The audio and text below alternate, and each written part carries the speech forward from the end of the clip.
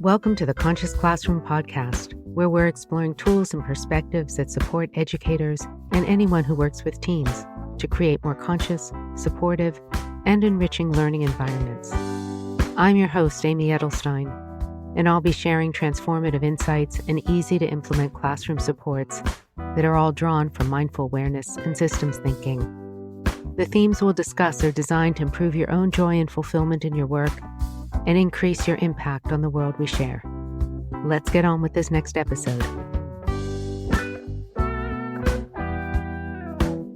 Hello, welcome to this episode of the Conscious Classroom podcast. My name is Amy Edelstein, and I'm really excited to be here with you and to talk about something that has been coming across my field of vision more and more recently. The first time I was introduced to this concept was probably a little more than 5 years ago. I was at the 50th birthday celebration for a dear friend of mine who's an evolutionary thinker and a synthetic thinker around changes in culture and is always tracking interesting things on the leading edge. We were in the Bay Area on a freezing summer night, as can be in the Bay Area. The event was populated by all kinds of interesting people, thinkers, new friends and old, meditation teachers, transformational leaders, technologists. I was having a conversation with someone who was talking about how the rate of change is increasing so rapidly that we are approaching what they call the singularity, a vertical line of the rate of change. And because the rate of change was moving so fast, all needed to go back to analog. What do you mean by returning to analog? I asked. And this person said to me, I don't really know what I mean. I just pull things from the air, but we need to return to analog. I thought a lot about this because analog is a term that refers to a mechanical process. When we're talking about leaving the technological world because we can't keep pace in a humane way with its changes and return to analog, we are still somehow situating ourselves in a context that's defined by non-sentience, which I take issue with and did at the time. Now, some 5+ years later, at the recent Wisdom 2.0 Summit, which is really an amazing collection of technologists, meditators, transformational leaders, and visionaries, the term return to analog has made its way into common parlance. I wanted to unpack this because the intention of everyone using this term is to value our humanity, to value, as Jon Kabat-Zinn describes, the achievement of 13.8 billion years of evolutionary unfolding, of human sentience, of human capacity to reflect on their ability to be aware, to know. And this miraculous emergence of consciousness and sentience, I feel needs to be defined on its own term and not in reference to something that makes us analogous with something non-thinking, feeling, and caring. If we're going to use this term in order to highlight what we need to value as we move forward. Now, I'm part of the generation that very much remembers that great musical shift from analog recordings to digital. My high school was spent long afternoons into early evenings in converted basements with speakers mounted near the ceiling in each of the four corners of the room and pointed down at some center point in the room where we would gather around, lean forward, poring over the album covers and any hidden meanings we might be able to find in the artwork, listening to the tracks in surround sound, noticing the blend and the bend of notes and percussion in a way that was visceral. You could feel the tings of the bells and the xylophones as the mallet hit the instrument, and then the reverberation, that wave that would move through you. This was an experience for many of us as teenagers of the dawning of transcendence, of getting out of our minds and into that felt, visceral experience of the unbroken current of life. And analog refers to that. It refers to that wave-like quality where there's no break between the bits of information, which is why vinyl is something that people are returning to. When we could break music down into little digital bits and translate those beatific, continuous waves into zeros and ones, little bytes of information that you could string together and create the songs we loved and store them in very tiny little iPods in our pockets. It was convenient, but it wasn't the same. We traded in our LPs for compact discs, and we traded in our compact discs for streaming services. And somewhere along that march towards digital bits and bytes, we lost the pageantry and ceremony of listening together in a room to the sensory experience of an entire album from start to finish, of feeling into probably what our ancient ancestors felt when they created music on the plains or the steppes or the mountains, and it reverberated with the wind and the rustling of the animal world. I understand this movement towards the analog, and I feel it's valuable, extremely valuable, that we maintain our reference for our relatedness, that our contemplative practice is about our humanity, about that beating heart that connects with others and with our world, that has a care and compassion, and that can relate in a tactile way to the non-separation, to the wave-like movement of consciousness of all that exists, of how the past and the future and the present are all connected. And because they're all connected, in a sense, they are all one thing. And when they are all one thing, we recognize the profound way we affect one another and relate to one another. And it calls forth our higher humanity. It calls forth our desire, that pull to be noble in character.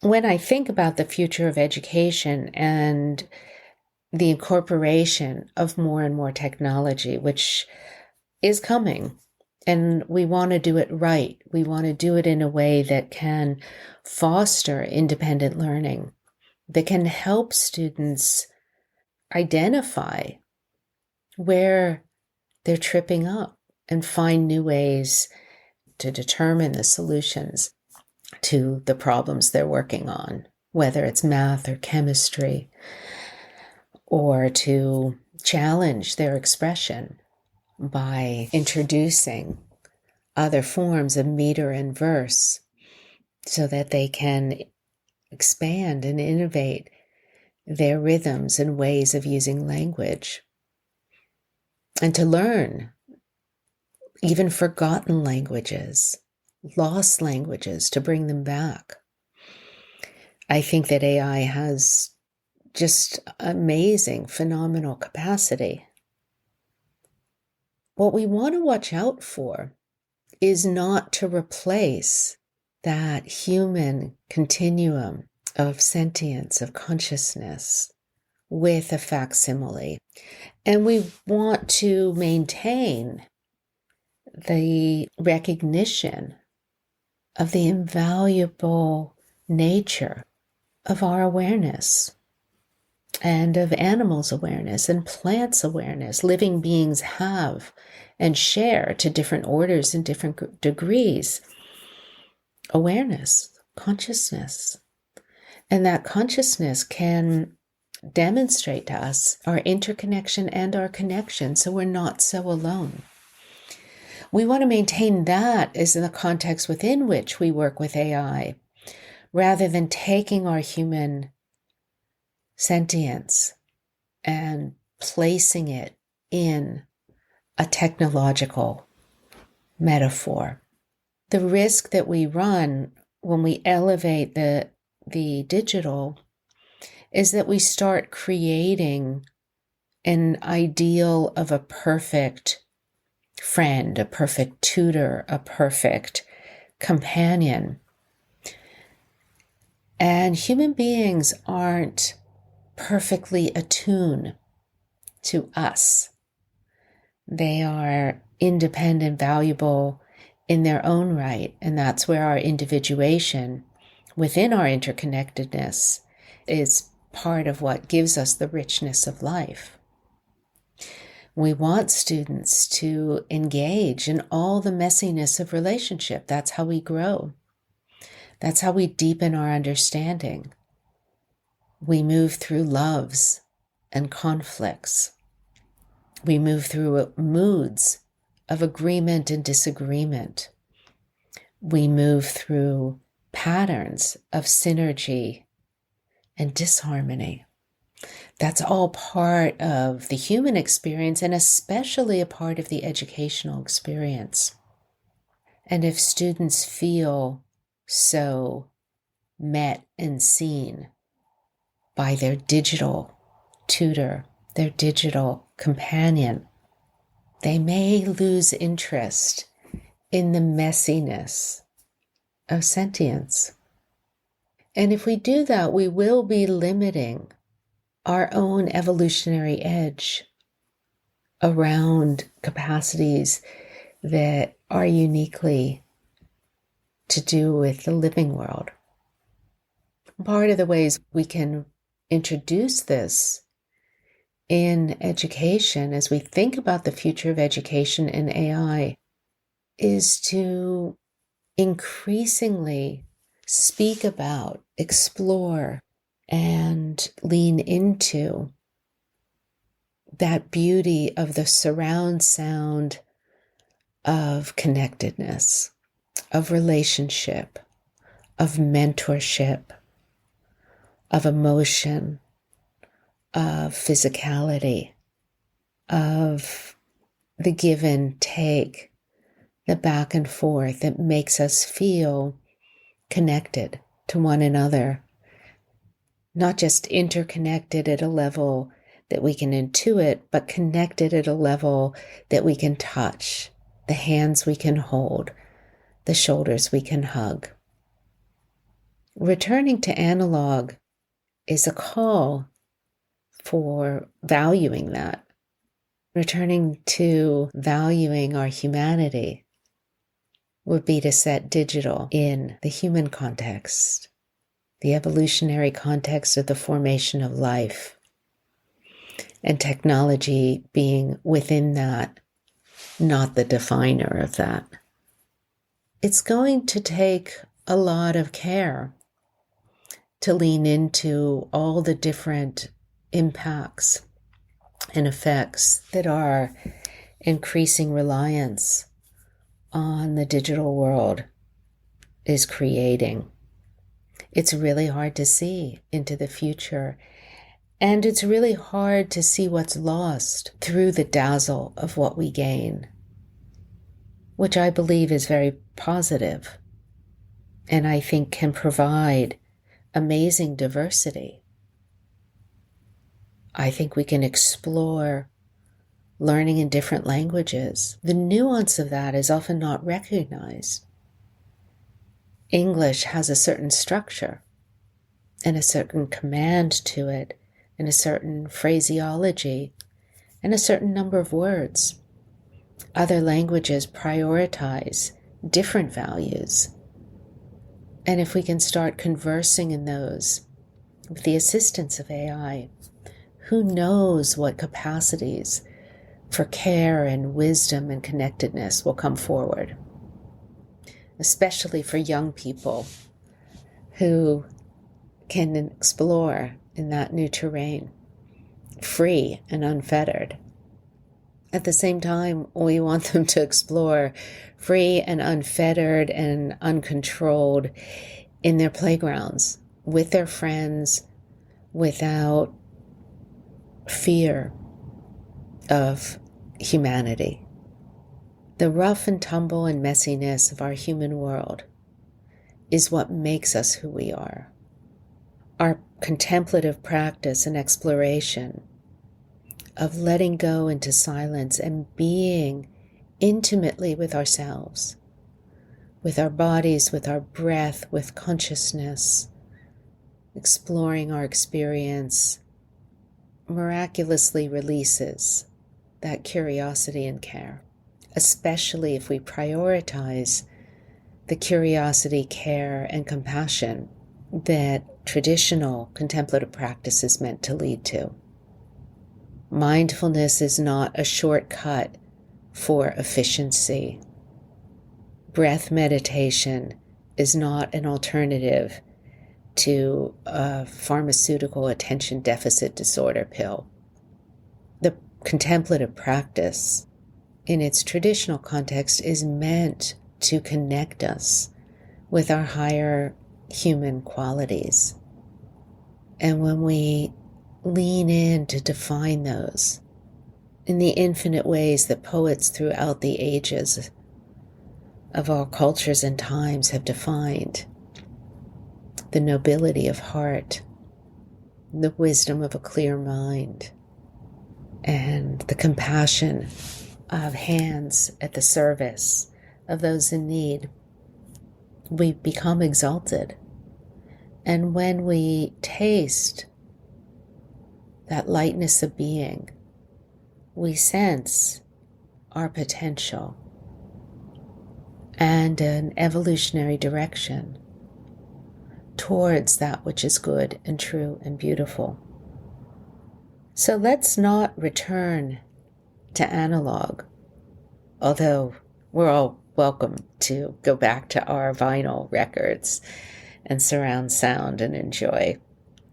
Let's keep aspiring and reaching towards the future in ourselves and in our educational formats in order to continue that beautiful lotus of evolution.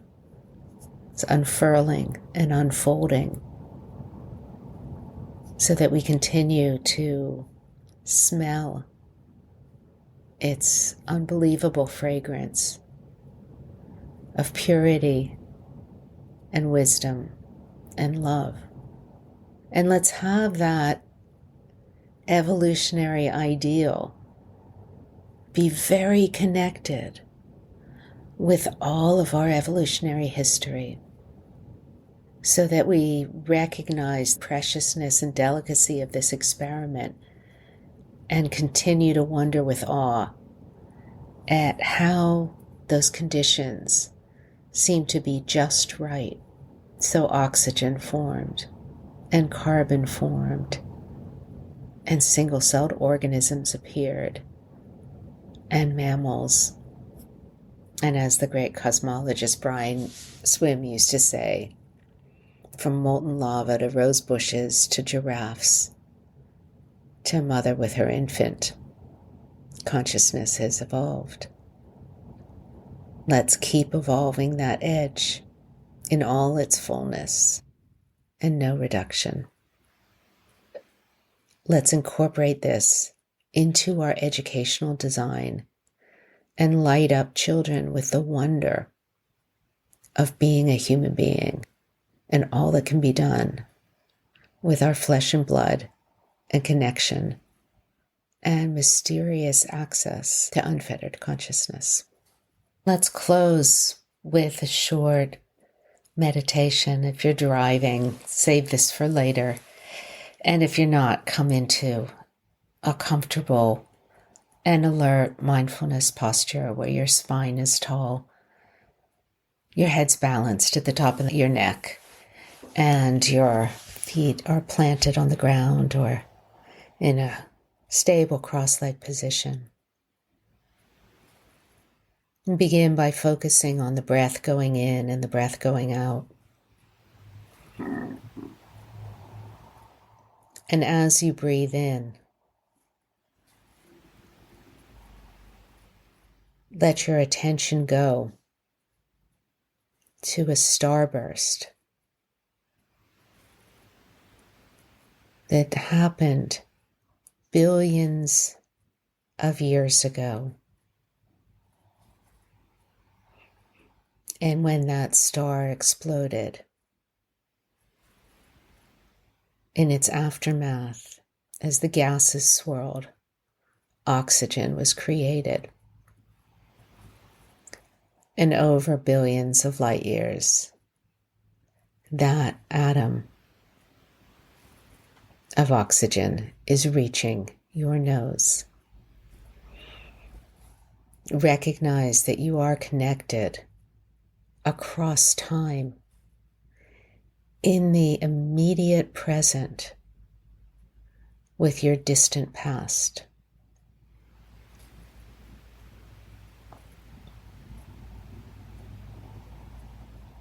Wonder at how what is sustaining you, that molecule that goes in through your nose and gets spread throughout your system, traveling to a cell carried by your bloodstream,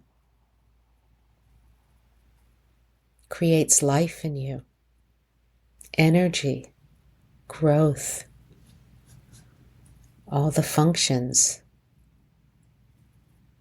that make us human and whole. And those functions can't be separated in that most intimate way of breath with our ancient, ancient past and a star billions of miles away.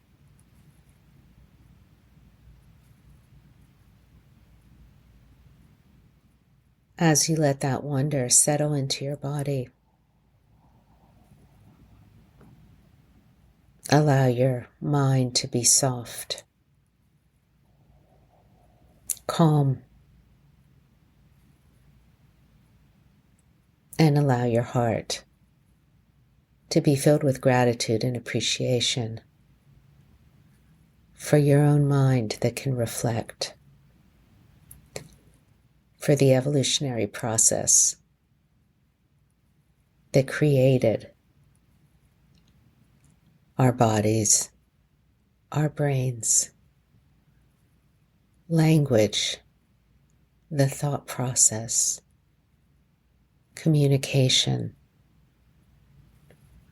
and our ability to choose to be still and reflect on the miracle of it all.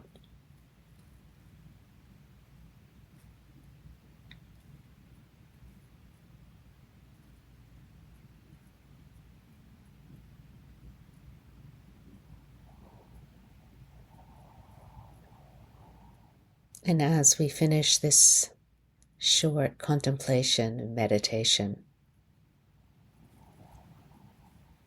let's hold that reverence and gratitude close to our hearts